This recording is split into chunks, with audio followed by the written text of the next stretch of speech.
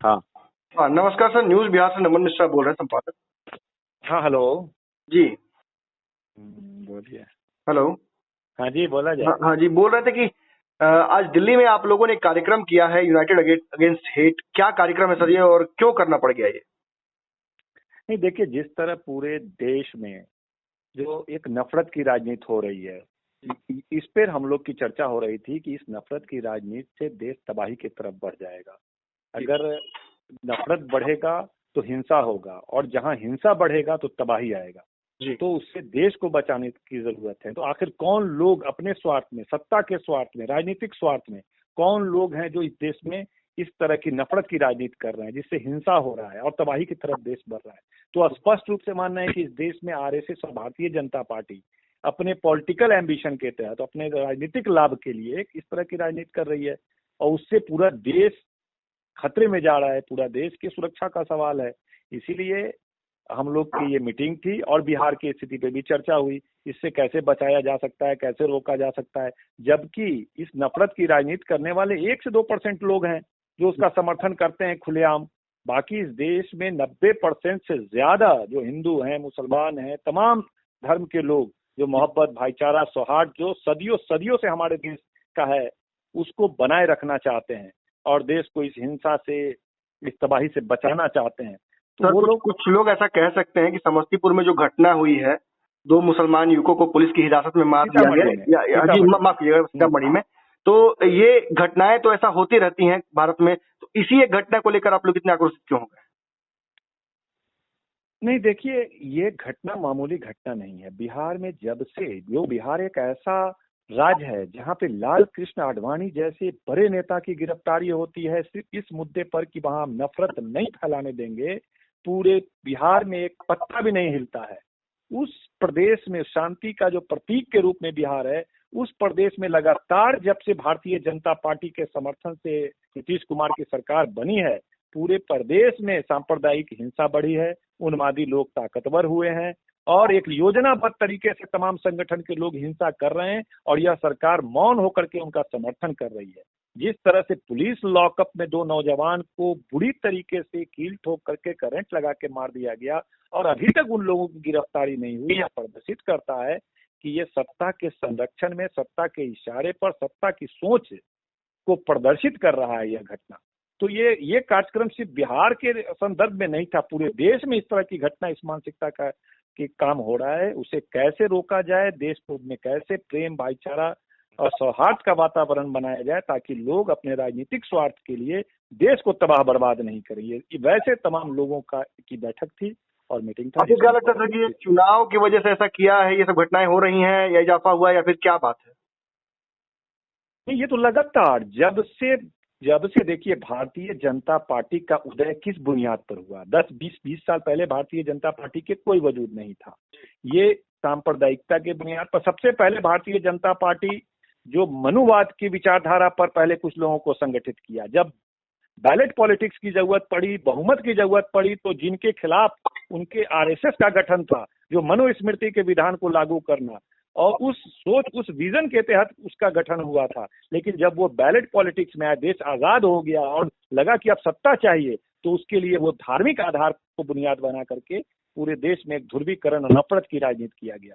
ये तो स्पष्ट रूप से कि देश में सत्ता प्राप्त करने के लिए वो 2 सीट जिसके पास एमपी था, सिर्फ एक उन्मादी मतलब जो मुद्दे को लेकर के किस तरह से देश में सत्ता के करीब पहुंच गया, तो उन्हें तो सफलता मिल रही है, इस नफरत की राजनीति से सफलता मिल रही है। इसीलिए और वो उसको पाल पोस रहे हैं, उसमें खाद पानी दे करके और ज्यादा कर रहे हैं। लेकिन इसका खामियाजा भुगतना पड़ेगा। हमने पूरी दुनिया में देखा है, जिस भी देश में सांप्रदायिकता की और नफरत की राजनीति है, वो देश तबाह बर्बाद हो गया है। चाहे इराक को देखिए, अफगानिस्तान को देखिए, सीरिया को देखिए, और वो वही स्थिति में कुछ राजनीतिक party, Bharatiya Janata party, RSS के लोग अपने फायदे के लिए इस देश को सीरिया बना देना चाहते हैं।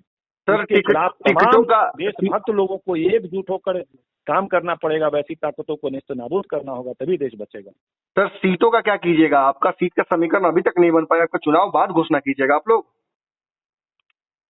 नहीं, देखिए, विभिन्न दलों का मामला है।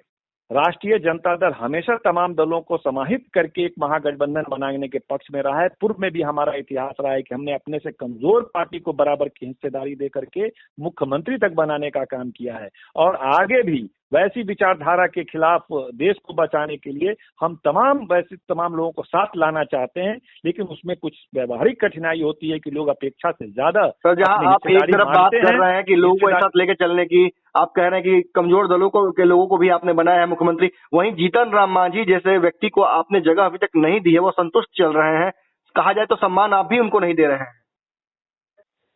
नहीं, देखिए, असल है कि हमारे पास संख्या बल जो होता है सीट का वो 40 है, और उसमें तमाम दलों को संतुष्ट करना है। लोकतांत्रिक हम लोग कोई डिक्टेटर किसी को डरा नहीं सकते, दो सीट आप लोग कम ले लीजिए सर, क्या किसी को प्रलोभन नहीं दे सकते। हम तर्क वितर्क से सहमत कर सकते हैं, उसमें समय लग जाता है जी, उसी में समय लग रहा है। कल तेजस्वी जी ने एक ट्वीट किया था कि हम लोकतंत्र के लिए और नरेंद्र मोदी को रोकने के लिए कुछ कुर्बानी देनी पड़ेगी, तो कुर्बानी ये आरजेडी क्यों नहीं दे रही है, कांग्रेस और महाजी से ही क्यों ले रही है?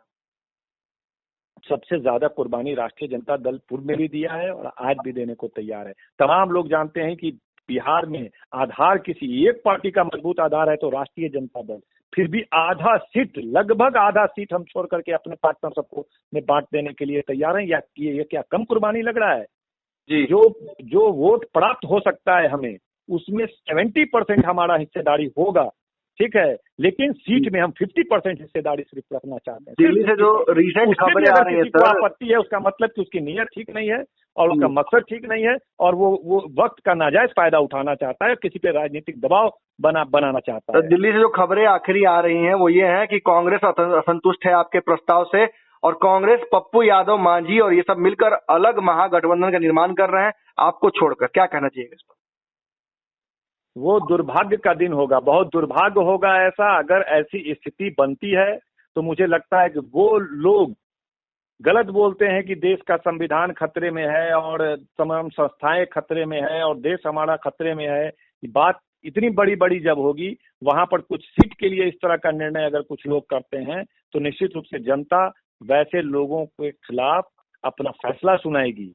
हम लोग जानते हैं कि पिछली बार हम लोग 27 सीट पे लड़े थे और कांग्रेस पार्टी 12 सीट पे लड़ी थी। हम 27 से 20 तक 21 तक आने को तैयार हैं, तो 12 सीट वाले को भी 7 सीट 8 सीट पे आना चाहिए कि नहीं आना चाहिए, ये व्यवहारिक सवाल है। वो आप भी समझ सकते हैं, बिहार की जनता भी समझती है। उसके बावजूद हम लोग जहां तक संभव हो रहा है लोगों की डिमांड को कोशिश कर रहे हैं कि सब लोग आपस में बैठ करके कर लें। लेकिन कोई आदमी मन में बना रखा है कि हम इस तरह का फैसला ले लेंगे, तो वो लेने के लिए स्वतंत्र है, हम जबरदस्ती तो नहीं कर सकते। अंततः मान के चला जाए कि राजद अपनी सीटों की कुर्बानी देने के लिए तैयार है इस महागठबंधन को बचाने के लिए। निश्चित रूप से हम 27 से सुन रहे हैं कि हम 20 तक आने को 7 से सीटें घटते हैं। अब देखिए दूसरे पार्टी कितने घटते हैं, 12 पिछले बार लड़े थे, कितने घटते हैं वो भी बिहार देखेगा, और हम 27 सीट पे लड़े थे, हम कितने घटते हैं वो भी बिहार देखेगा।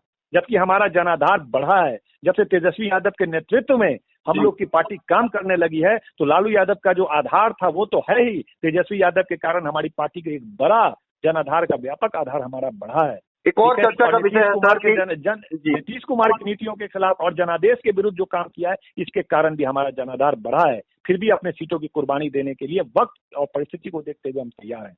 एक और बड़ा सवाल है सर, गिरिराज सिंह का पत्ता कट चुका है, नवादा से उनकी टिकट कट चुकी है, पार्टी के लोग अब उनको बेइज्जत करना तक शुरू कर दिए हैं, कह रहे हैं मोह माया छोड़िए और नौटंकी छोड़िए, ऐसे शब्दों का प्रयोग हो रहा है गिरिराज सिंह के लिए। आपको क्या कहना है सर इस पे? देखिए, जैसी करनी वैसी भरनी। गिरिराज सिंह हमेशा समाज को तोड़ने की और गलत तरीके की राजनीति किया है। वैसे लोग को राजनीति में तो रहना ही नहीं चाहिए, उनको तो निकाह दूध की मक्खी की तरह निकाल के फेंक देना भाजपा को धन्यवाद दीजिएगा। बिहार की 10 करोड़ जनता को देशद्रोही कहा। उन्होंने कहा जो इस मीटिंग में नहीं आएगा, उस रैली में नहीं आएगा, वो देशद्रोही होगा। देश का 10 करोड़ जनता उस मीटिंग में नहीं गया। क्या 10 करोड़ जनता को भारतीय जनता पार्टी के केंद्रीय मंत्री कहते हैं देशद्रोही? समझ सकते हैं किस मानसिकता से ये लोग काम करते हैं। भाजपा को बधाई दीजिएगा। मंत्री बनाया जाता है, सवाल जवाब भी नहीं किया जाता है, शो कॉज भी नहीं किया जाता है। सर भाजपा को बधाई दीजिएगा। अगर वो कहीं से लड़ेंगे तो जमानत भी नहीं बचेगा उनका, ये भी बता दे रहे हैं। लड़े कहीं से, लड़ाई भारतीय जनता पार्टी, जमानत नहीं बचा पाएंगे। इसीलिए बेगूसराय नहीं जा रहे हैं क्या? वो कहीं भी वो कहीं से लड़ लें, ठीक है, भारतीय वो जिस तरह से बिहार के 10 करोड़ लोगों को देशद्रोही कहने का काम किया है, वैसे लोग को जनता जवाब देगी। आप कह रहे हैं सर कि राजनीति नहीं करनी चाहिए ऐसे लोगों को, तो भाजपा ने उनकी राजनीति एक तरह से बंद कर दी है, तो भाजपा को बधाई दीजिएगा इस डेवलपमेंट के लिए। नहीं, निश्चित रूप से जो भी, लेकिन एक क्या, पूरे 5 साल तक उनसे नफरत की राजनीति करवाया, वैसे तमाम तरह के केंद्रीय मंत्री से नफरत की राजनीति करवाया, और अब अंत समय में कर रहे हैं। चलिए फिर भी भला, आपको लगता है गिरिराज सिंह माउथपीस भी अच्छा कर रहे हैं, लोग पीछे खड़े हैं जी? गिरिराज सिंह बस माउथपीस आपको लगता है? नहीं, असली लोग पीछे खड़े हैं उनके।